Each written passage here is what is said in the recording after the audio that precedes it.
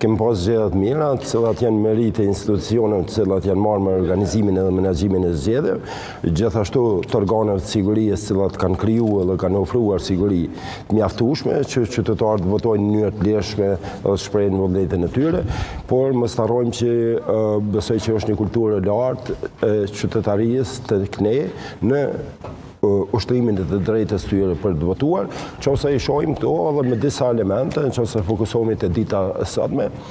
konsideroj që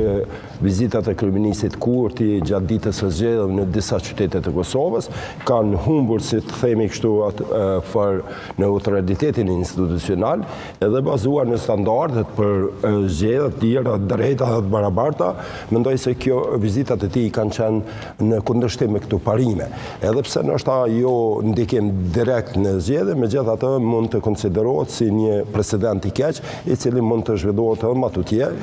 në fakt që kryeministri, edhe pse është në detyrë, edhe presidenti gjatë ditës së zgjedhjeve konsideroi, bazuar në gjitha standardet demokratike, drejta e tyre është për të ushtruar votën edhe për të nejtur në selitë e tyre apo në shtëpitë e tyre, por jo edhe për të vizituar qytete, në këtë rast për të mbështetur kandidatë që janë në garë.